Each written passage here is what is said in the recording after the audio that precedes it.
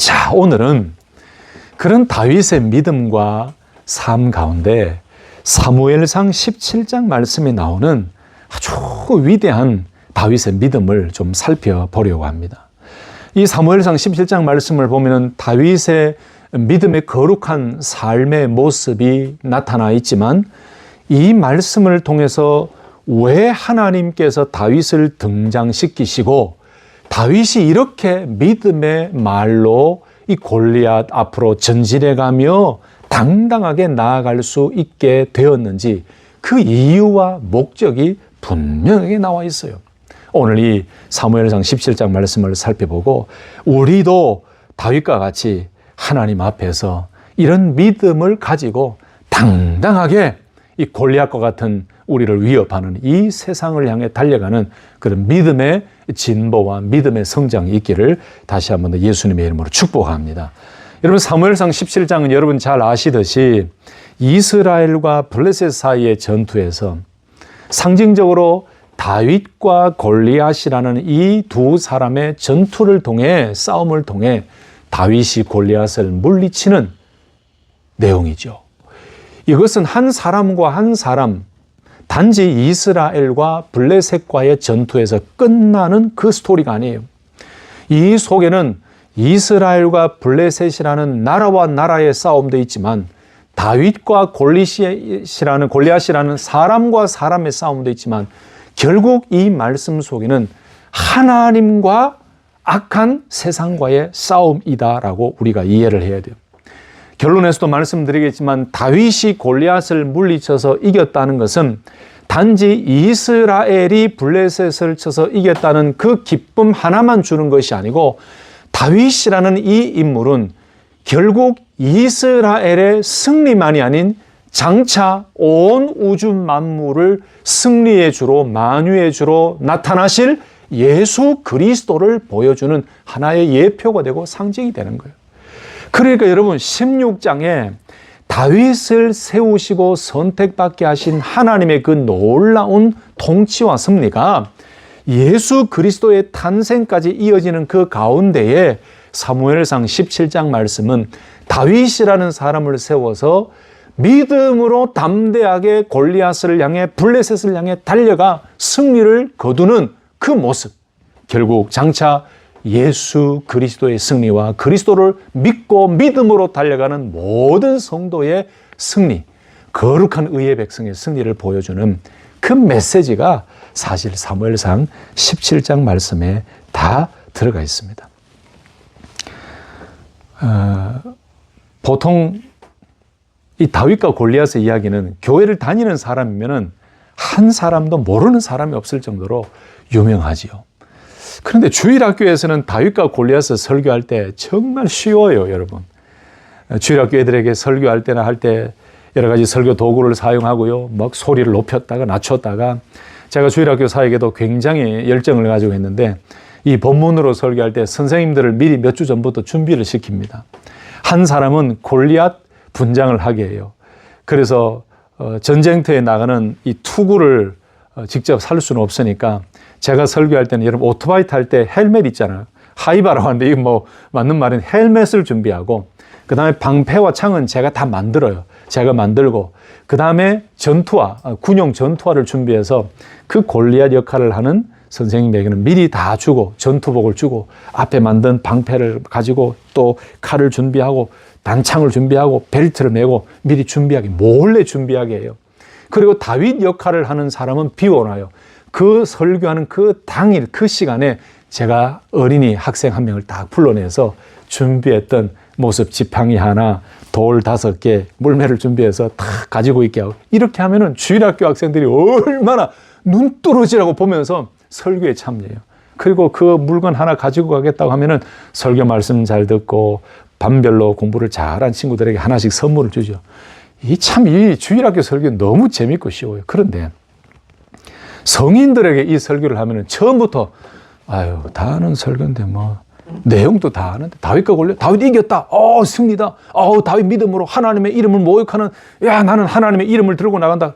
이러니까 어른들 앞에는 다윗과 골리앗 설교가 쉽지가 않아요. 그런데 여러분 가만히 오늘 다시 한번 보십시다. 은혜 넘치는 말씀들이 얼마나 많은지 몰라요. 여러분 다 알고 계세요 혹시? 제가 볼 때 다 모르고 계실걸요?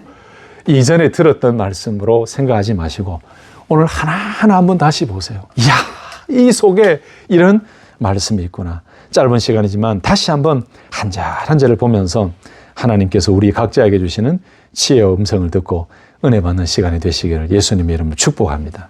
자, 첫 번째로 오늘 본문을 보시면 거대한 블레셋 사람과 위협 앞에서 사울과 이스라엘은 두려워 떨고 있습니다. 그런데 여러분, 이 모습이 혹시 지금 저와 여러분 우리의 모습은 아닌지 한번 생각해 볼 필요가 있습니다. 사무엘상 17장 1절에서 11절 말씀이 쭉 그런 말씀인데요. 1절 한번 보실까요?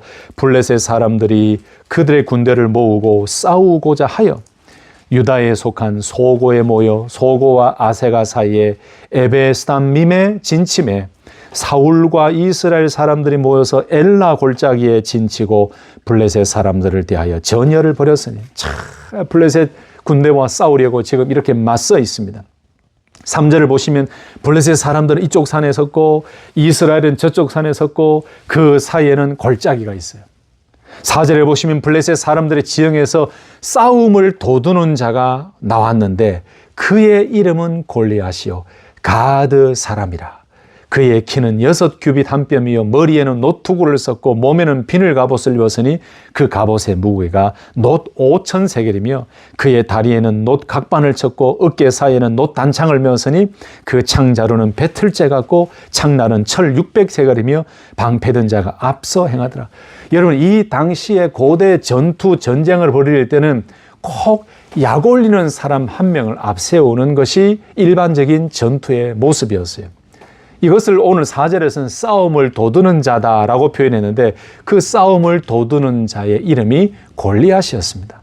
골리앗을 앞세워서 싸움을 도두면서 전쟁을 자꾸 발발하게 만들죠. 덤벼들게 만들죠.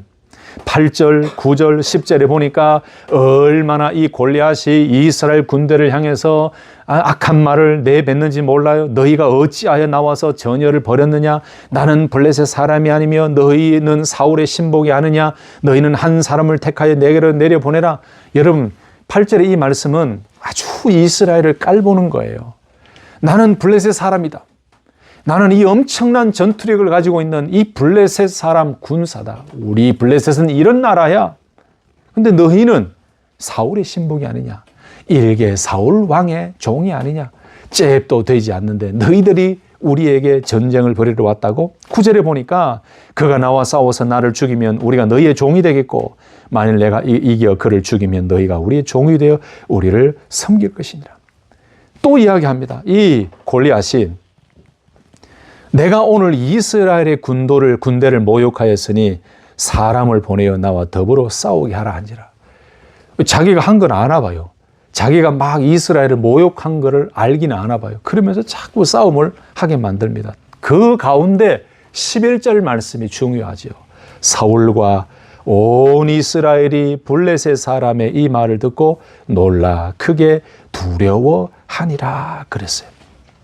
여러분, 골리앗이 얼마나 큰 사람인지 이 마소라 사본의 기록을 보면은 키가 6규빗 한 뼘이라 그래요. 지금으로 따지면 292cm, 292.5cm, 뭐 거의 이 3m가 가까운 키예요. 근데 이제 이 마소라 사본보다도 조금 더 일찍 기록되어졌다고 알려져 있는 이 사해문서와 기독교 역사가인 요세푸스의 그 기록을 보면은 또 70인 역본을 보면은 이 골리앗의 키를 약 4규빗 한 뼘으로 조금 작게 얘기해요. 205.7cm 정도 된다라고 되어 있는데, 그리고 골리앗이 가지고 있었던 무기를 보세요. 57kg, 60kg에 가까운 이 무게의 갑옷을 입고 칼, 단창, 배틀체 크기의 창을 들고 있었어요. 그런데 그 블레셋 사람 이 골리앗이 한번 나와서 위협하고 끝난 것이 아니라 17장 16절에 보면은 40일을 조석으로 나와서 몸을 나타내었더라. 하루도 아니고 40일을 나와가지고 싸움을 도두면서 이스라엘을 얕보고 욕을 하며 덤벼라 덤벼라 싸우자 싸우자 이렇게 이야기하는 거예요. 그리고 24절 말씀 보면은 다윗이 아버지 이새의 심부름으로 그 전장에 갔을 때 이스라엘 군사들은 골리앗의 위협 앞에서 막 두려워 떨고 있었어요. 24절 보면은 이스라엘 모든 사람이 그 사람을 보고 심히 두려워하여 그 앞에서 도망하여라고 말씀해요. 자, 어찌되었든 소년 목동이었던 다윗과 비교했을 때 이 골리앗은 엄청난 차이가 나는 사람임에는 틀림이 없습니다. 사울과 이스라엘이 두려워서 떨 정도였으니까 위협의 존재가 된 것만은 틀림이 없습니다. 그러니 11절에 사울과 온 이스라엘이 블레셋 사람의 이 말을 듣고 크게 놀라 두려워하니라 라고 말씀했지요. 여러분, 이 모습이 사실 사울과 이스라엘의 솔직한 모습과 상황 아닙니까? 그런데 이 부분에서 생각이 듭니다. 지금 사울과 이스라엘은 하나님을 모르는 사람들이 아니에요. 하나님을 아는 백성들이고 백성들이 하도 요구를 해서 하나님이 허락하셔서 사울을 왕으로 세웠죠. 그러니까 이 사울과 이스라엘은 하나님을 전혀 모르는 사람들이 아니었어요. 하나님을 알고 있고 지금까지도 하나님께서 인도하시고 역사하신 체험이 있는 사람들이에요. 그런데 이 블레셋과의 전투에서 특히 싸움을 도두는 사람 골리앗의 위협 앞에서 사울과 이스라엘은 두려워 떨고 있습니다.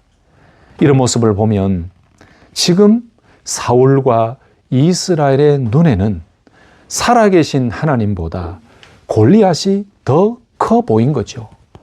살아계신 하나님보다 블레셋의 위협이 더 크게 보였던 것입니다. 여러분, 그렇습니다. 두려움은 내가 의지하고 믿고 있는 대상보다 더 커 보이는 존재가 있을 때 두려움이 생기는 거예요. 지금 사울과 이스라엘이 그런 모습입니다. 혹시 지금 저와 여러분들의 삶에서 전능하신 하나님보다도 더 커 보이는 무언가가 있습니까? 그것이 우리를 두렵게 하는 것이라는 것을 꼭 기억하셔야 됩니다. 그것이 나를 두렵게 만드는 위협이 될 수 있고 그것 때문에 오늘 사울과 이스라엘이 두려워하고 떨고 있는 것처럼 우리도 하나님보다도 더 커 보이는 무언가가 있다라고 여기는 그것이 우리를 두렵게 만드는 것이라는 것이죠. 그래서 사랑하는 성도 여러분, 그 두려움의 존재 앞에서 하나님을 잊지 않는 믿음의 성도님들이 되시기를 예수님의 이름으로 축복합니다. 어릴 때 동네 친구들과 후배들과 또 형님들과 막 놀다가 이유 없이 한 대 맞았어요. 이유 없이 한 대 맞고 제가 막 울었어요. 너무 속상한 거예요. 나는 잘못한 게 없는데 너무 화가 난 거예요. 그래서 집으로 달려왔어요. 집으로 달려와가지고 저희 누님들한테 막 얘기가 했어요. 그리고 저희 어머니에게 내가 잘못한 것도 없는데 내가 이렇게 맞았어요. 그래서 너무 화가 났어요. 막 따졌어요. 그랬더니요, 저희 집에 7남매잖아요. 다른 집에는 1명, 2명이 아군이라면은 우리는 6명이 아군이에요. 그랬더니 바로 우리 누님들 몇 분이 같이 그 동네 중앙에 놀고 있는 친구들이 있고 형님들이 있는 그곳에 가지고 진욱이 때린 사람 누구야? 이래가지고 완전 원인 발본 세곤하는 거예요. 그래가지고 여러 명이 둘러싸가지고 왜 때리냐고 하니까 얘가 도일이 울어버려요. 그 형님이 울어버리더라고. 이 사람이 왜 이렇게 두려움에 쌓이고 울고 약해지는지 아십니까? 나보다 더 큰 존재가 내 앞에 있을 때. 오늘 이스라엘과 사울이 그런 모습을 가진 것은 어떻게 보면 당연한 것일 수도 있지만 오늘 이 말씀이 우리들에게 주시는 메시지는 뭐냐? 하나님보다도 더 두려워하는 무언가를 가지고 있을 때는 우리는 언제나 두려워 떨 수밖에 없다는 거예요. 사랑하는 성도 여러분, 하나님보다 강한 존재가 없는 줄 믿습니다. 하나님보다 더 능력 있는 존재가 없는 줄로 믿습니다.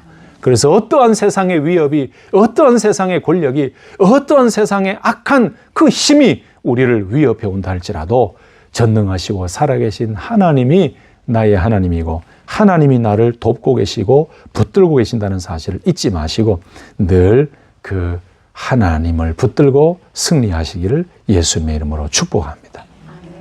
자, 그런데 이러한 때에 막 두려워 떨고 있는 이때에 다윗은 아버지의 명령을 따라서 그 전장으로 그 전쟁이 벌어지고 있는 막 대치하고 있는 그곳으로 음식 심부름을 가게 되지요. 12절에서 19절 말씀 가운데 17절 18절 보면은 이새가 그의 아들 다윗에게 이르되 지금 내 형들을 위하여 이 볶은 곡식 한 에바와 이 떡 10덩이를 가지고 진영으로 속히 가서 내 형들에게 주고 이 치즈 10덩이를 가져다가 그들의 천부장에게 주고 내 형들의 안부를 살피고 증표를 가져오라. 그때에 사울과 그들과 이스라엘 모든 사람들은 엘라 골짜기에서 블레셋 사람들과 싸우는 중이더라 그랬어요. 이 다윗이 아버지의 심부름을 가서 그 전장에 가보니까 진짜 이 사울과 이스라엘의 군대 사람들이 이 블레셋 사람들과 엘라 골짜기에 싸우고 있는 것을 직접 눈으로 봤어요. 그리고 그곳에 전장에 도착해서 형들에게 문안을 할 때에 마침 다윗도 골리앗의 그 위협하는 소리를 듣게 돼요. 23절에 보면 그 말씀이 나오죠. 그들과 함께 말할 때에 마침 블레셋 사람의 싸움 도두는 가드 사람 골리앗이라는 자가 그 전열에서 나와서 전과 같은 말을 하며 다윗이 들으니라 라고 했어요. 자, 그런데 이제 이때에 다윗이 멋지게 등장합니다. 여러분, 그 전까지는 다윗은 너무나 약한 목동 소년에 불과했어요. 형들은 전쟁터에 나아갔는데 이 막내 아들 다윗은 진짜 양을 치면서 아버지의 심부름이나 하고 있는 굉장히 약한 소년으로 보여졌습니다. 그런데 26절 이하를 보면은 이 골리앗의 싸움을 도두는 아주 이스라엘을 모욕하는 이 이야기를 다윗이 직접 듣고 난 이후에 멋지게 이때 다윗이 등장을 짠 합니다. 26절 보십시오. 다윗이 곁에 서 있는 사람들에게 말하여 이르되 이 블레셋 사람을 죽여 이스라엘의 치욕을 제거하는 사람에게는 어떠한 대우를 하겠느냐? 이 할례 받지 않은 블레셋 사람이 누구이기에 살아계시는 하나님의 군대를 모욕하겠느냐라고 말씀해요. 여러분, 대단한 말 아닙니까? 어디서 이런 용기와 어디서 이런 용맹이 나왔는지 참 대단합니다. 블레셋 사람을 죽여 이스라엘의 치욕을 제거하는 사람에게 어떤 대우를 해 주시겠습니까? 아니, 할례 받지 않은 블레셋 사람이 누구인데 살아계시는 하나님의 군대를 모욕합니까? 저 사람 정말 누구입니까?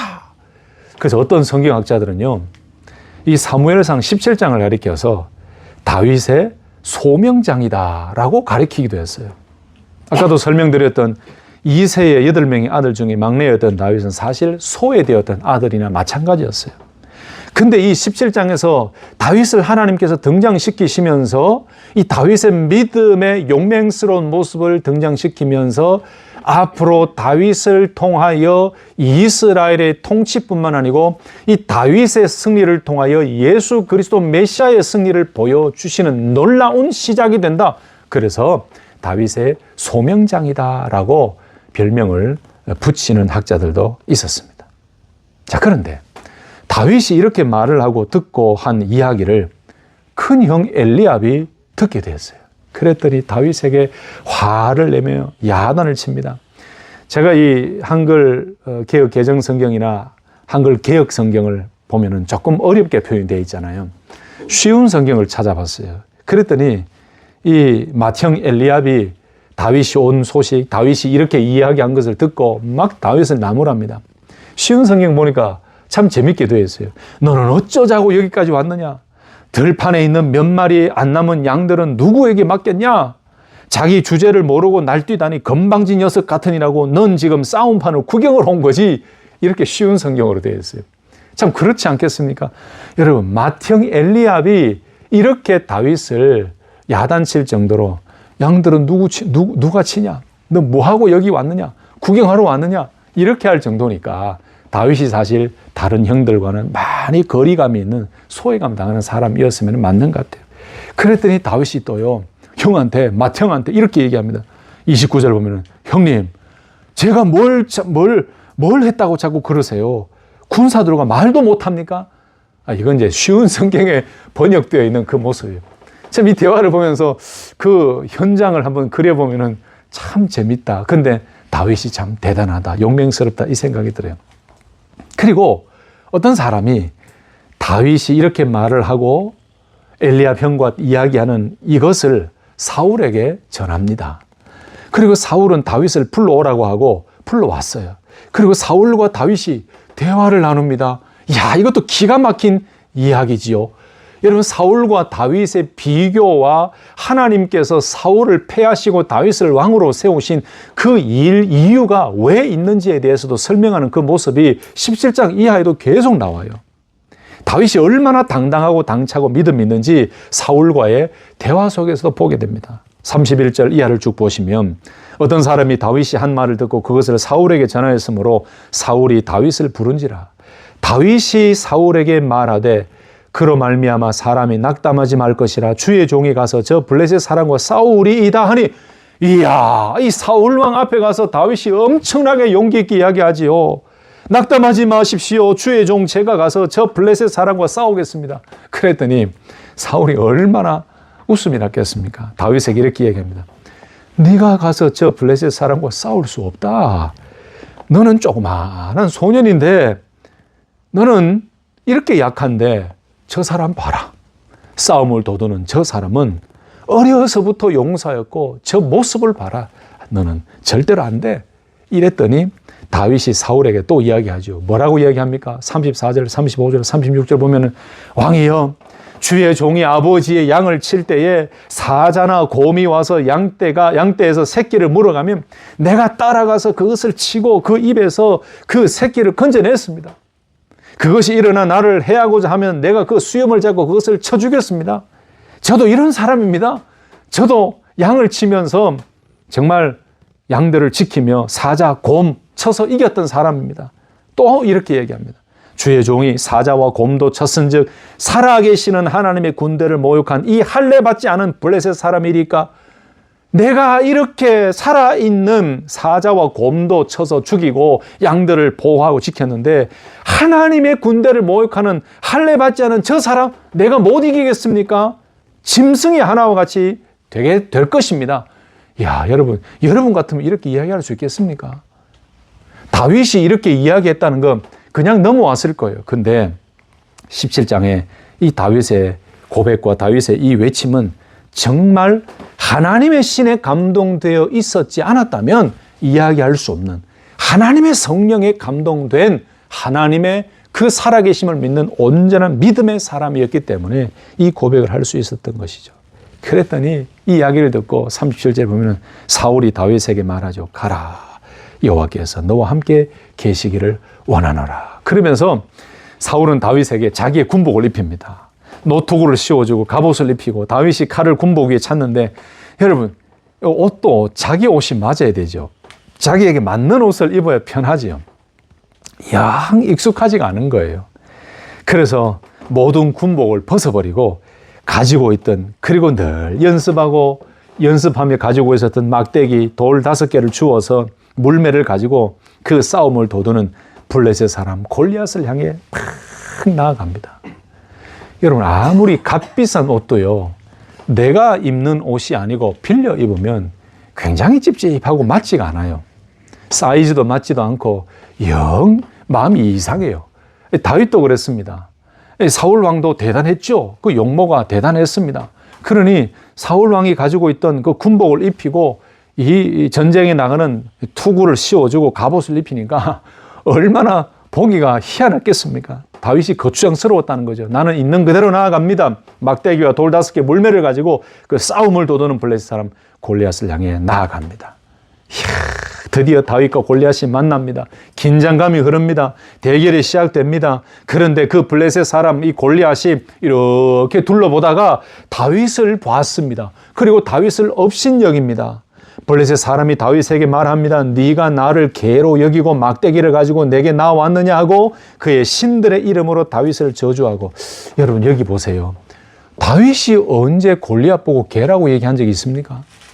지금 골리앗이 뭔가 굉장히 상처에 사로잡혀 있는 거예요.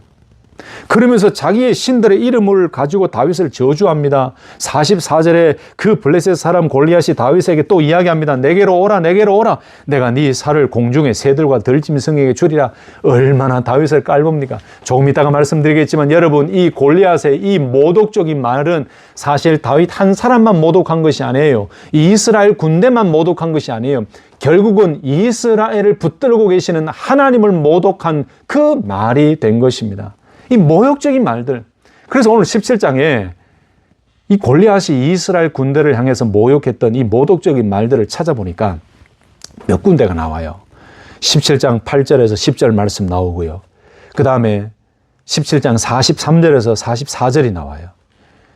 이 모독한, 이스라엘을 모독하고 다윗을 모독한 이 말씀들을 다 찾아보면은 결국은 하나님을 향한 도전이었고, 하나님의 이름을 무시하고 모독하고 모욕하는 그 메시지가 골리앗의 모독적인, 모욕적인 말이었습니다. 단순한 전쟁 도발이 아니라 하나님과 하나님의 백성을 모욕하는 신성 모독적인 말이었어요. 이스라엘의 군사력뿐만 아니라 하나님의 이름을 경멸하고, 그리고 이 영적인 이스라엘을 무시하는 다윗의 모독적인 말이었어요. 그런데 다윗은 그 모독적인 말을 듣고 여호와의 이름으로 나아가고 하나님이 자신을 조롱한 자를 어떻게 심판하시는지 보여주고자 믿음의 담대함으로 나아갔던 거죠. 여러분, 여기에서 우리가 또 이런 생각을 해볼 수 있지 않을까요? 사실 저와 여러분들이 신앙생활하고 살아갈 때 하나님의 이름을 모욕하고 하나님의 이름을 망령되게 하는 그 어떠한 세력 앞에서 우리가 해야 될 것이 무엇일까요? 저는 다윗이 가지고 있었던 것처럼 거룩한 분노를 좀 가질 수 있어야 된다고 생각해요. 골리앗 앞에서 다윗은 분노했습니다. 이것이 인간의 분노가 아니고 거룩한 분노였습니다. 하나님의 이름이 모욕당할 때 믿음의 사람이 어떻게 되겠습니까? 자기 자신의 이름이 모욕당하고 자기 자신의 이름이 조금 손상 입혀질 때에, 이 손상이 가해질 때에 우리 얼마나 화를 냅니까? 자기 자신의 감정을 조금 스크래치 내면은 그렇게 화를 내고, 그렇게 이기려고 하고, 그렇게 사람에게 덤벼들고 뭔가 용서를 받으려고 하고, 내 이름에 먹칠을 가하면 뭔가를 해서라도 저 사람을 좀 어떻게 해보겠다는 그 생각을 가지고 있는 것이 우리 일반적인 모습이죠. 그런데 하나님의 이름을 모독하는 사람들과 집단과 세상 앞에서는 아무 말도 못하는 것, 혹시 우리의 모습 아닙니까? 여러분, 이 세상이 너무나 악하기 때문에 얼마나 교회를 향하여 비난합니까? 얼마나 성도를 향하여 비난합니까? 물론 교회와 성도들의 부족함이 있고 실수가 있고 범죄함이 있지요. 그러나 여러분 잘 보십시오. 단순한 사람이 사람을 욕하는 것 이상 살아계신 하나님을 모욕하고 모독하는 이 세상의 힘들이 얼마나 많습니까? 이 세상에서 하나님의 이름을, 하나님의 거룩한 이름을 모욕하고 모독하는 그 일들이 얼마나 많습니까? 여러분, 그러할 때 우리는 무엇을 해야 될까요? 하나님의 이름이 모욕당할 때에 우리는 어떻게 해야 될까요? 우리의 이름이 모욕당할 때는 그렇게 큰 소리를 외치는데 하나님의 이름이 모욕당할 때 우리는 왜 가만히 있는 것일까요?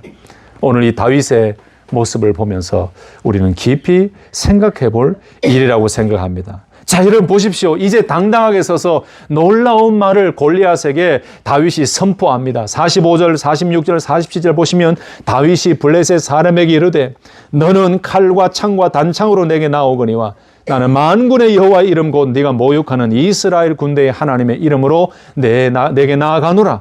오늘 여호와께서 너를 내 손에 넘기시리니 내가 너를 쳐서 내 목을 베고 블레셋 군대의 시체를 오늘 공중의 새와 땅의 들짐승에게 주어 온 땅으로 이스라엘의 하나님이 계신 줄 알게 하겠고, 아까 골리앗이 이야기했던 그대로 이야기합니다.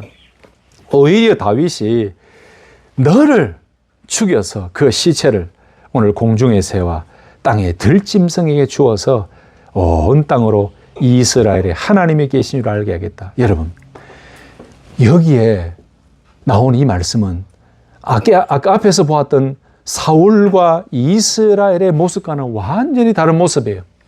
여러분, 사울과 이스라엘은 눈에 보이는 힘의 철학의 지배를 당하고 두려워 떨고 있었지요. 그런데 사울과 이스라엘 군대와는 정반대로 다윗은 인간적인 눈에 보이는 힘의 철학의 지배를 받는 것이 아닌 하나님의 이름, 하나님을 의지하는 믿음으로 당당하게 외치며 나아갔습니다. 할렐루야.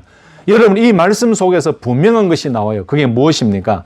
오늘 왜 이렇게 다윗이 믿음으로 담대하게 만군의 여호와의 이름으로, 하나님의 이름으로 내가 너에게 나아간다라고 이야기했을까요? 왜 이렇게 당당하게 담대하게 하나님의 이름으로 나아갔을까요? 아주 중요한 오늘 말씀에 어떻게 보면 가장 핵심적인 메시지라고 할 수 있는 말씀이 나오는데 46절 47절에 왜요? 왜 이렇게 담대하게 당당하게 하나님의 이름으로 나아갔습니까? 왜 다윗이 이렇게 힘차게 나아갔습니까? 이유와 목적이 있습니다. 46절 47절 다시 보십시다.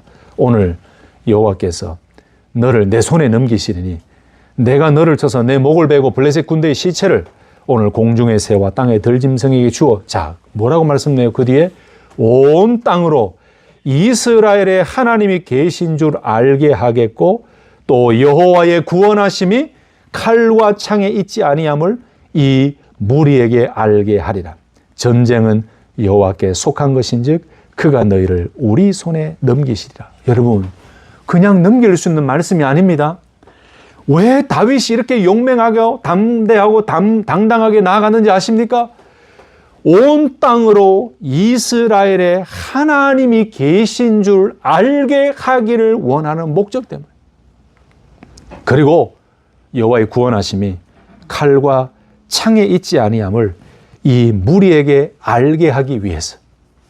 전쟁은 여호와께 속한 것이라는 것을 알게 하기 위해서 오늘 다윗은 이렇게 담대하게 블레셋과 골리앗을 향해 달려가는 것이에요. 여러분, 그러니까 사무엘상 17장을 읽으실 때는 다윗 한 사람이나 골리앗 한 사람을 보는 것으로 끝나면 안 됩니다. 오늘 46절 47절이 가장 중요한 것입니다. 하나님께서 다윗을 등장시키시고 왜 그렇게 소외당했던 막내 아들을 등장시키셔서 다윗이 당당하고 담대하게 이 메시지를 선포하며 하나님의 이름으로 이렇게 골리앗을 향해 나아갈 수 있었는가? 그것은 하나님의 영에 사로잡힌 자였고 또한 다윗을 통하여 하나님께서 하시고자 하셨던 목적이 온 땅으로 이스라엘의 하나님이 계신 줄 알게 하겠고 여호와의 구원하심이 칼이나 창에 있지 아니하다. 힘의 지배의 논리, 눈에 보이는 많은 무기들, 눈에 보이는 많은 위협적인 존재들이 승리하게 만드는 것이 아니고 전쟁은 여호와께 속한 것이고 하나님이 승리케 하셔야 승리하는 것이고 살아계신 하나님을 믿는 믿음으로 나아갈 때에 어떠한 위협도 물리치고 이기고 승리할 수 있다는 하나님의 목적과 메시지를 다윗의 승리를 통해 보여주고자 하셨던 하나님의 의도가 17장 말씀에 들어가 있다는 사실입니다. 할렐루야. 여러분, 이 말씀이 가장 중요해요. 자, 그러면 제가 아까 말씀드렸죠. 주일학교 설교할 때는 너무너무 쉽고 재밌게 설교를 수십 번, 수백 번 할 수 있는데 우리 어른들에게 설교할 때는 아예 시작부터 다 알고 있는데 이랬잖아요. 자, 근데 46절, 47절 다 알고 계셨습니까? 알고 계셨지요? 근데 이 말씀을 계속 머릿속에 되새기고 마음속에 계속 깨닫고 계셨습니까? 그건 아니시지요. 단지 다윗 한 사람, 골리앗 한 사람만 생각하고 지금까지 왔지 않습니까? 그런데 오늘 17장 말씀을 다시 보십시오. 분명한 것, 왜 다윗을 사용하시고 다윗이 이렇게 담대하게 나아갔는가? 블레셋뿐만 아니고 온 이스라엘에 하나님이 계신 줄 알게 하겠다. 여러분, 그러므로 우리 믿음의 성도들이 다윗과 같이 이렇게 믿음으로 승리하는 모습은요, 내 자신의 이름만 드러나는 게 아니에요. 저는 우리 성도님들을 축복합니다. 여러분들이 매일 하나님의 이름으로 세상의 위협과 많은 세상의 공격을 물리치고 이기고 승리하는 그것은 여러분 스스로 우리 자신의 승리만을 나타내는 것이 아니고 우리 안에 계시는 하나님이 드러나고 많은 사람들이 하나님이 여전히 살아계시다는 것을 보게 만드는 축복의 승리라는 것을 기억하시고 늘 하나님의 이름으로 위협을 이기치시고 물리치시고 이 세상에서 승리하는 믿음의 용사로 달려가시기를 예수님의 이름으로 축복합니다. 여러분, 사실 우리가 눈으로 보면요, 칼이 무섭습니다. 창이 무섭습니다. 단창이 무섭습니다. 저도 칼이 무섭고 창이 무섭고 단창이 무섭습니다. 요즘 얼마나 이 세상이 권력의 힘에 사람들이 노예가 되고 있습니까? 얼마나 물질 앞에 사람이 노예가 되고 있습니까? 저도 그렇지 않았는데 가면 갈수록 이야, 이 세상의 권력이 무섭구나. 사실이 아닌 것으로 바꿔버리는구나. 진실을 왜곡해버리는구나. 여러분, 그 권력과 칼과 창과 이 세상에 우리 눈앞에 보이는 그 많은 것들이 우리를 위협할 때 우리는 사실 두려워합니다. 그러나 여러분, 그것이 결국 우리를 무너뜨리게 할 수는 없습니다. 결국 우리를 죽게 할 수는 없어요. 왜냐? 진정한 승리는 칼과 창, 단창에 있는 것이 아니라 여호와 하나님께 속한 것이고, 하나님의 이름으로 담대하게 나아갈 때에 그 어떠한 위협 속에서도 하나님은 우리를 승리케 하실 것이기 때문입니다. 믿으시기를 축복합니다. 여러분의 승리가 하나님이 계신 줄 알게 만드는 축복의 승리가 된다는 사실을 꼭 기억하셨으면 좋겠어요. 바로 다윗을 등장시킨 목적이 여기에 있습니다. 말씀을 정리하겠습니다. 여러분, 그렇습니다. 우리가 살아가다 보면 오늘 이 블레셋과 이스라엘의 전쟁터와 같고 싸움을 도두는 골리앗과 같은 너무나 커 보이고 위협적인 존재가 때로는 칼과 창과 단창이 우리 앞에 놓여 있어 우리를 위협할 때가 많습니다.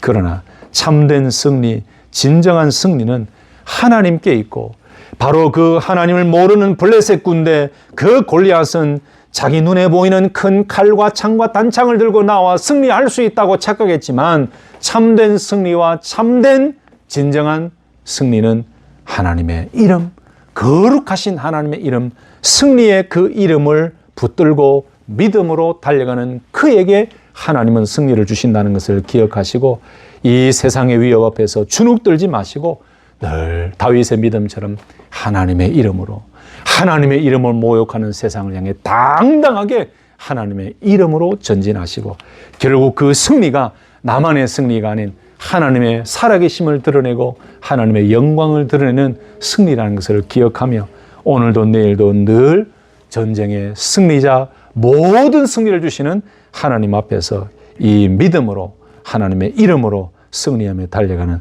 우리 모든 성도님들 되시기를 예수님의 이름으로 축복합니다.